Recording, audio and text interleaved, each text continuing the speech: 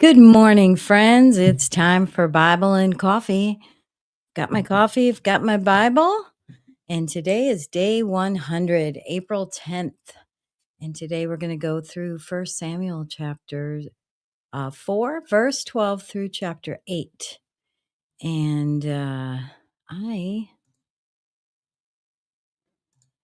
am ready to go. Let's do this. Okay, first up is the death of Eli. That same day, a Benjamite ran from the battle line and went to Shiloh with his clothes torn and dust on his head. When he arrived, there was Eli sitting on his chair by the side of the road watching, because his heart feared for the ark of God. When the man entered the town and told what happened, the whole town sent up a cry. Eli heard the outcry and asked, "What is the meaning of this uproar?" The man hurried over to Eli, who was 98 years old and whose eyes had failed so that he could not see. He told Eli, "I have just come from the battle lines. I fled from it this very day." Eli asked, "What happened, my son?" The man who brought the news replied, "Israel fled before the Philistines, and the army has suffered heavy losses. Also, your two sons, Hophni and Phinehas, are dead, and the ark of God has been captured." When he mentioned the ark of God, Eli fell backward off his chair by the side of the gate. His neck was broken, and he died, for he was an old man and he was heavy. He had led Israel 40 years. His daughter-in-law, the wife of Phinehas, was pregnant and near the time of delivery. When she heard the news that the ark of God had been captured and that her father-in-law and her husband were dead, she went into labor and gave birth, but was overcome by her labor pains. As she was dying, the woman attending her said, "Don't despair, you have given birth to a son." But she did not respond or pay any attention. She named the boy Ichabod, saying, "The glory has departed from Israel."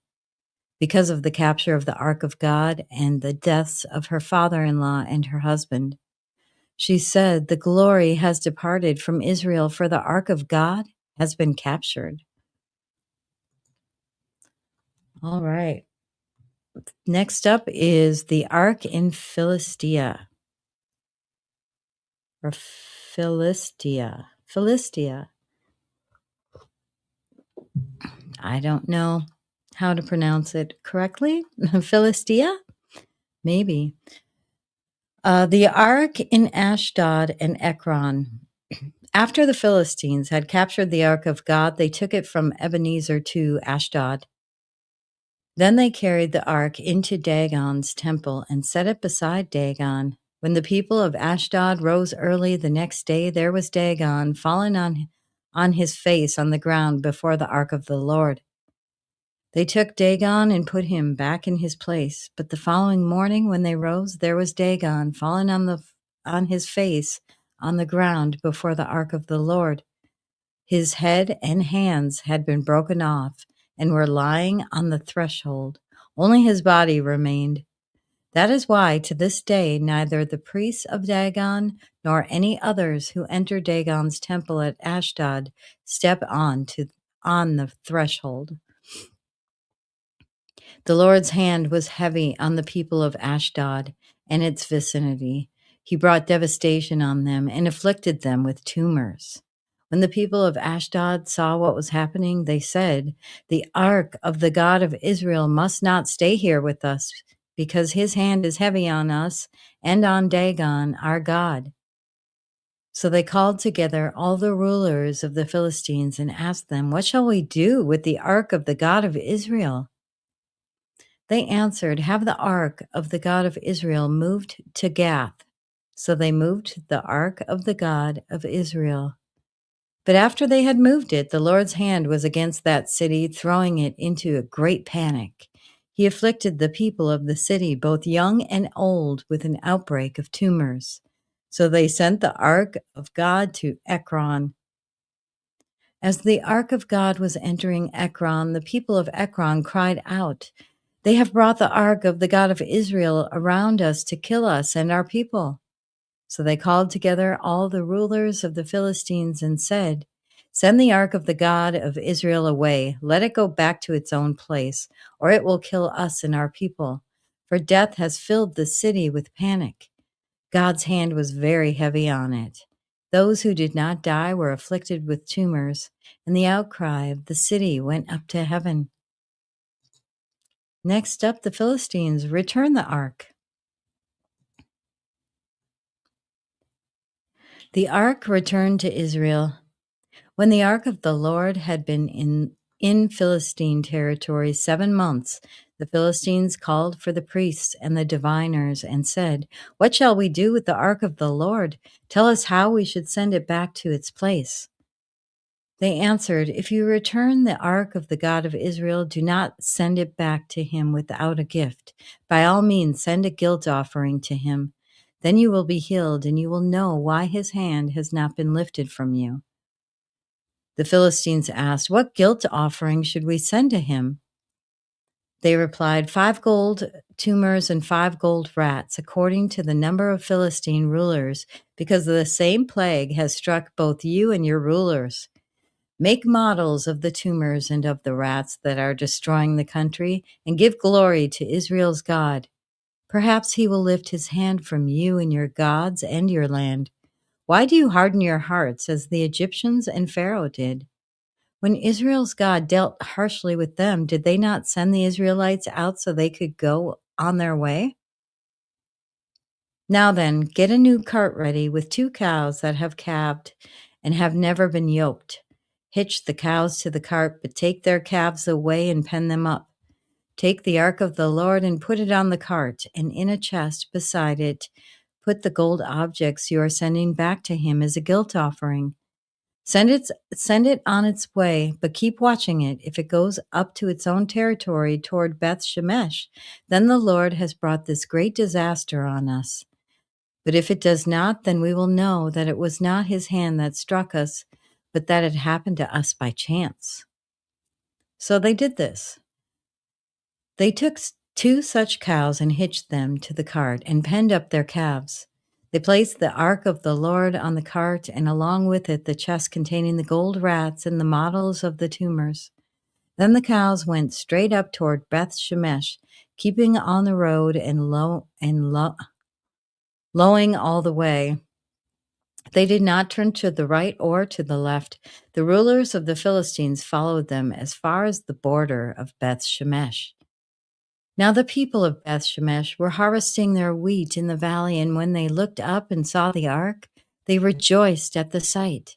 The cart came to the field of Joshua of Beth Shemesh, and there it stopped beside a large rock. The people chopped up the wood of the cart and sacrificed the cows as a burnt offering to the Lord. The Levites took down the ark of the Lord together with the chest containing the gold objects and placed them on the large rock. On that day, the people of Beth Shemesh offered burnt offerings and made sacrifices to the Lord.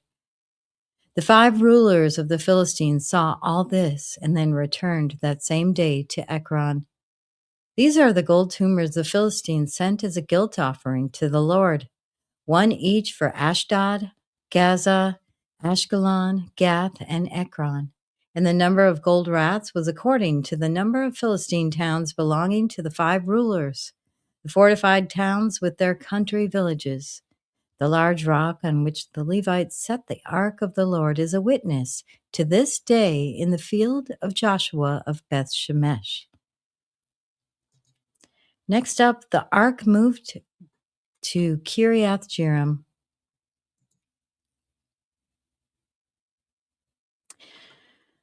But God struck down some of the inhabitants of Beth Shemesh, putting 70 of them to death because they looked into the ark of the Lord. The people mourned because the heavy blow the Lord had dealt them. And the people of Beth Shemesh asked, "Who can stand in the presence of the Lord, this holy God? To whom will the ark go up from here?" Then they sent messengers to the people of Kiriath-Jearim, saying, "The Philistines have returned the ark of the Lord. Come down and take it up to your town." Next up, Samuel leads Israel to victory.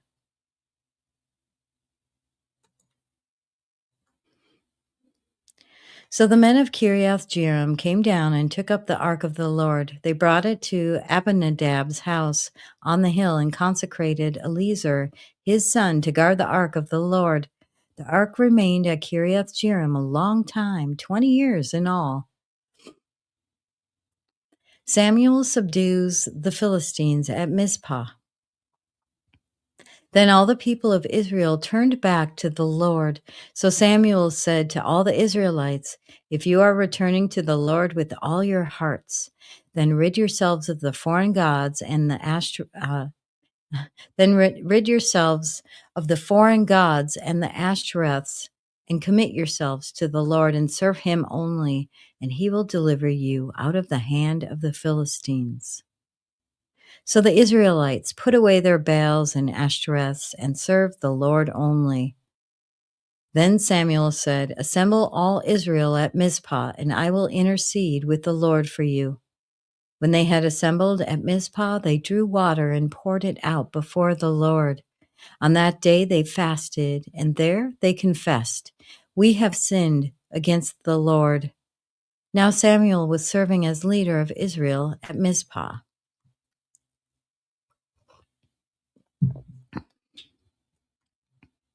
When the Philistines heard that Israel had assembled at Mizpah, the rulers of the Philistines came up to attack them. When the Israelites heard of it, they were afraid because of the Philistines. They said to Samuel, "Do not stop crying out to the Lord our God for us, that he may rescue us from the hand of the Philistines." Then Samuel took a suckling lamb and sacrificed it as a whole burnt offering to the Lord. He cried out to the Lord on Israel's behalf, and the Lord answered him.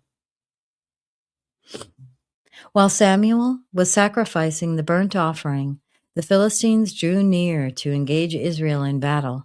But that day the Lord thundered with a loud thunder against the Philistines and threw them into such a panic that they were routed before the Israelites. The men of Israel rushed out of Mizpah and pursued the Philistines, slaughtering them along the way to a point below Beth-kar. Then Samuel took a stone and set it up between Mizpah and Shen. He named it Ebenezer, saying, "Thus far the Lord has helped us."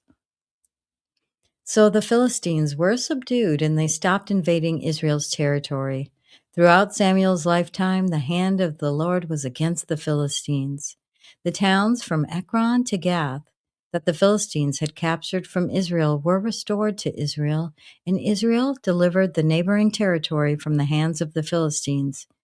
And there was peace between Israel and the Amorites. Samuel continued as Israel's leader all the days of his life.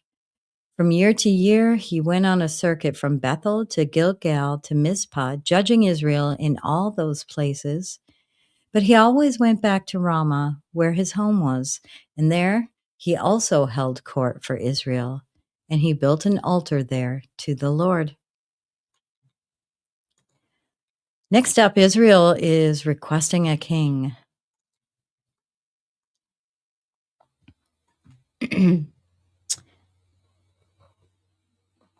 All right, Israel asked for a king.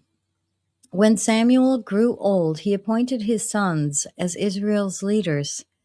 The name of his firstborn was Joel, and the name of his second was Abijah, and they served at Beersheba. But his sons did not follow his ways. They turned aside after dishonest gain and accepted bribes and perverted justice. So all the elders of Israel gathered together and came to Samuel at Ramah. They said to him, "You are old, and your sons do not follow your ways. Now appoint a king to lead us, such as all the other nations have." But when they said, "Give us a king to lead us," this displeased Samuel. So he prayed to the Lord. And the Lord told him, "Listen to all that the people are saying to you. It is not you they have rejected, but but they have rejected me as their king. Isn't that interesting? um, as they have done from the day I brought them up out of Egypt until this day, forsaking me and serving other gods. So they are doing to you. Now listen to them, but warn them solemnly, and let them know what the king who will reign over them will claim as his rights. So Samuel is going to give them a warning against a kingdom. It's interesting that God said they rejected him as king. That's right. God is king. That's right. All right. Next up, the warning. Samuel told all the words of the Lord to the people who were asking him for a king. He said, "This is what the king who will reign over you will claim as his rights. He will take your sons and make them serve with his chariots and horses, and they will run in front of his chariots. Some he will assign to be commanders of thousands and commanders of 50s, and others to plow his ground and reap his harvest, and still others to make weapons of war and equipment for his chariots. He will take your daughters to be perfumers and cooks and bakers. He will take the best of your fields and vineyards and olive groves and give them to his attendants. He will take 1/10 of your grain and of your vintage and give it to his officials and attendants. Your male and female servants and the best of your cattle and donkeys he will take for his own use. He will take 1/10 of your flocks, and you yourselves will become his slaves. When that day comes, you will cry out for relief from a king you have chosen. But the Lord will not answer you in that day." But the people refused to listen to Samuel. "No," they said, "we want a king over us. Then we will be like all the other nations, with a king to lead us and to go out before us and fight our battles." When Samuel heard all that the people said, he repeated it before the Lord. The Lord answered, "Listen to them and give them a king." Then Samuel said to the Israelites, "Everyone, go back to your own town." To be continued. So that concludes day 100. I can't believe we've gotten through 100 days. It's going by fast. Thank you so much for watching. If you like listening or watching the daily readings, please be sure to like the video. It will get it out to more people. And if you want to be informed when I go live, go ahead and subscribe and you'll get a notification. Thank you so much for joining. Have a blessed day. We'll see you tomorrow for day 101. Bye-bye.